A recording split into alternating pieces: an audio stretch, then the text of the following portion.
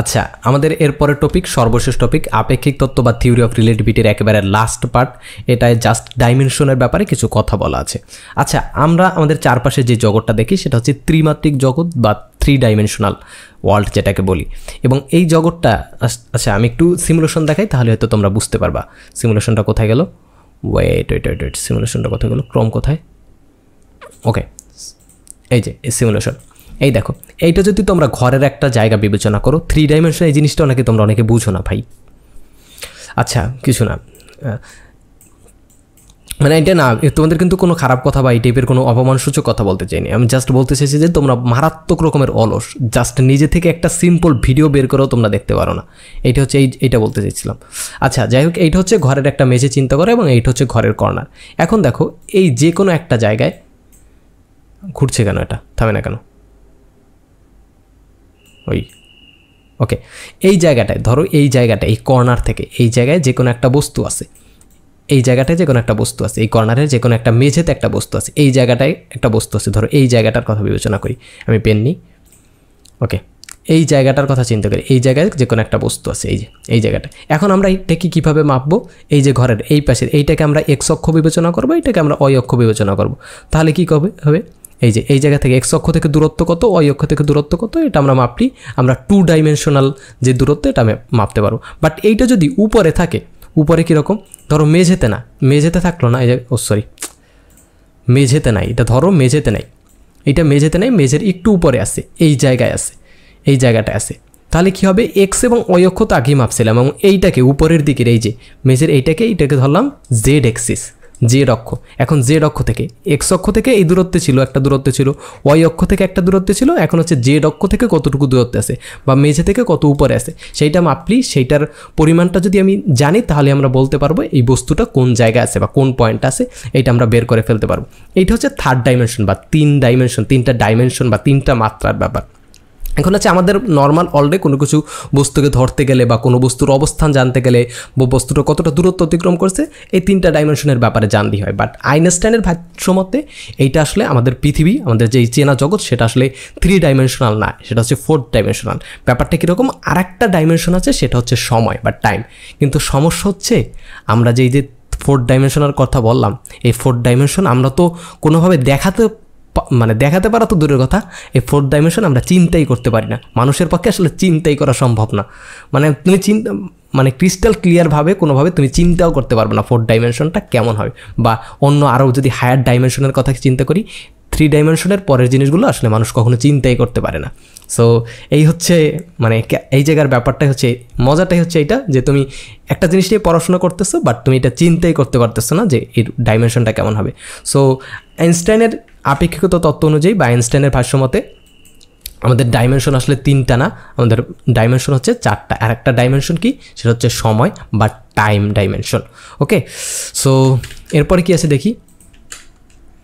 এরপর হচ্ছে আচ্ছা 2টা লাইন কথা লেখা আছে, এটা তোমরা জীবনও বুঝবা না, আমি তারপরে জাস্ট বলে যাই যে একটা কাঠামোতে যদি একই সময় ভিন্ন 2টি অবস্থানে 2টি ঘটনা ঘটে, তাহলে গতিশীল ভিন্ন কাঠামোতে মনে হবে ভিন্ন 2টি সময় ঘটনা ঘটছে। জাস্ট এই যদি স্যাররা বলে এটা পড়তে, তাহলে তোমরা মুখস্থ করে যাবা। এটা হচ্ছে শর্টকাট, এর বেশি কিছু এটা যদি তোমরা বুঝতে যাও তোমরা অনেক কিছু হারাবা। দেখো, ধরো তোমাদের ব্যাপারটা কীরকম বোঝাই। ধরো একটা সাগরের পানি আছে, সাগর সমান পড়াশোনা আছে ধরো। এখন ওই জায়গা থেকে আসবে হচ্ছে 5 মার্কের পড়া, এবং আর একটা পুকুর আছে, ওই পুকুর সমান পড়া বা পুকুরের চিন্তা করি পুকুর সমান পড়া, ওই জায়গা থেকে আসবে হচ্ছে 95 মার্ক। এখন তুমি কোন জায়গায় বেশি টাইম দেবো? ওই 95-এ বেশি টাইম দেবা না? তো ব্যাপারটা এরকম। এটা তুমি বোঝা তোমার জন্য ভালো হতে পারে, বাট এখানে তো তোমার বেশি না। এখানে কয় মার্ক আসবে? যদি এসেও পারে তাহলে 1 মার্কের আসবে। বাট এইটা যদি বুঝতে যাও, তোমার ওই 95% পড়ার সময় অনেকখানি শেষ হয়ে যাবে। তো এই জন্য বলছি এটার স্কিপ করে যাও জাস্ট। তো জাস্ট লাইন 2টা মুখস্থ করে যাবে, এই তো এতটুকুই। আচ্ছা, এরপরে কি আছে? এরপর হচ্ছে আইনস্টাইনের বিখ্যাত সমীকরণ E=mc²। এই যে বিখ্যাত সূত্র, ই মানে হচ্ছে, এখানে ই মানে হচ্ছে শক্তি, এম মানে হচ্ছে ভর, এবং সি মানে হচ্ছে আলোর বেগ। যে কোনো একটা বস্তুর ভরকে শক্তিতে রূপান্তর করা যায়, সেটা হচ্ছে এই সূত্র দিয়ে বের করা যায়। এবং স্বাভাবিকভাবে হয়তো আমাদের কাছে মনে হতে পারে ভরকে শক্তিতে কীভাবে রূপান্তর করা যায়, বাট এই সূত্রটা দিয়ে অন্য অনেক ইম্পর্টেন্ট কাজ করে ফেলা যায়। সেটা তোমাদের বইতে নাই, সো আমি বলছিও না। তো এতটুকুই জেনে রাখা, এখানে ই হচ্ছে, ই মানে হচ্ছে শক্তি, এবং আইনস্টাইনের ভর শক্তি সম্পর্ক এটাকে বলা হয় থাকে, ভর শক্তির সূত্র বলে অনেকে। এম মানে হচ্ছে ভর এবং সি মানে হচ্ছে আলোর বেগ। E is equal to MC square অনেক জায়গায় দেখছো তোমরা, এটা আর নতুন করে বলার কিছুই নেই। তো এই তো, আর কিছুই নাই।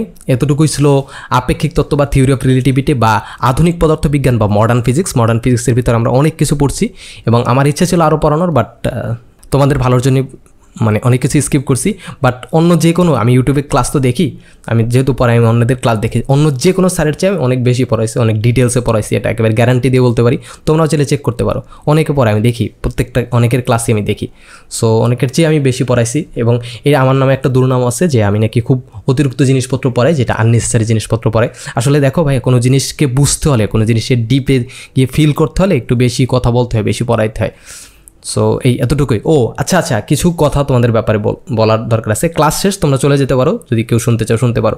যে তোমরা এই যে উল্টাপাল্টা যে অন্য প্ল্যাটফর্মের দালালি শুরু করছো, এই যে জাস্ট আমাদের কত পেজের লাইক ছিল, কত 300-400 লাইকের পেজ হচ্ছে উড়াই দিচ্ছে। তারপর হচ্ছে জাস্ট গ্রুপের মেম্বার হচ্ছে 300-400, এর মধ্যে কমেন্ট শুরু করছে, অন্য প্ল্যাটফর্মের দালালি শুরু করছে। ভাই লাভ কি? আমি তো তোমার কোর্স বেশি নেই, হ্যাঁ হয়তো কোনো দিন কোর্স বিক্রি করবো, এমন না। এখন দেখো আমি পুরোই একটা এডটেক ইন্ডাস্ট্রি চালানোর জন্য, একটা এডটেক কোম্পানি চালানোর জন্য হয়তো আমাকে কোনো দিন কোর্স সেল করতে হবে। এই জন্য এখনই যে কমেন্ট শুরু করবা, ভাই কোর্স বেচতে আসছেন, এই করতে বিজনেস করতে আসছেন, মানে এগুলো কোন ধরনের বিহেভিয়ার, আই ডোন্ট নো। যাই হোক, যাই করো, তোমরাই তোমাদের ভ্যালুয়েবল টাইম ওয়েস্ট করতেছো। আমি ঠিকই আমার কাজ চালাই যাব, কিন্তু তোমরা হচ্ছে জাস্ট অন্য প্ল্যাটফর্মের দালালি করে, অন্য ভাইয়ের দালালি করে তোমরা তোমাদের ইম্পর্টেন্ট টাইমগুলো নষ্ট করবা। এই তো। সো এই ছিল আজকের ক্লাস। যদি কোথাও বুঝতে অসুবিধা থাকে অবশ্যই কমেন্ট করে জানাবা। আমি ফেরেশতা না, আমার ভুল হতেই পারে, অবশ্যই ভুলগুলো কমেন্ট করে জানাবা। আমি শুধরে নেওয়ার চেষ্টা করব নিজেকে। আর আমার কথা নিয়ে যদি যাই বলো, আমি যেইভাবে কথা বলি রিয়েল লাইফে, আমি তোমাদেরকেও সেইভাবে বোঝানোর চেষ্টা করি। আমি এরকম না করেছি, খেয়েছি, গিয়েছি, এরকম পশ কিডদের মতো কথা বলি না, রিয়েল লাইফে বলি না। আমি চাইলে বলতে পারি, কিন্তু কখনোই বলবো না, কারণ আমি চাই আমি যেটা বলি সেটা তোমরা ফিল করো, তোমরা অনুভব করো আমার পড়াটাকে, বা তোমরা কোনো একটা কনসেপ্টে ডিপে যেতে পারো। আমি যেভাবে বুঝি ওইভাবে তোমাদের বুঝাইতে পারি, এই জন্য আমি এই টাইপের কথাই বলি। জাস্ট প্রচলিতভাবে আমরা যেই টাইপের কথা বলি ওইভাবেই কথা বলি, এবং এইভাবেই বলবো। যদি ভালো না লাগে, অন্য অনেক ক্লাস আছে ইউটিউবে, ভালো ভালো ক্লাস আছে, ভালো ভালো স্যারদের ক্লাস আছে, ওগুলো দেখতে পারো। সো এই ছিল আজকের ক্লাস, দেখা হবে হয়তো পরবর্তী কোনো ভিডিওতে। এখন আমি রেকর্ড করছি রমজানের মধ্যে, এখন হচ্ছে 22 রমজান। সবাইকে অগ্রিম ঈদ মোবারক, থ্যাংক ইউ, আসসালামু আলাইকুম।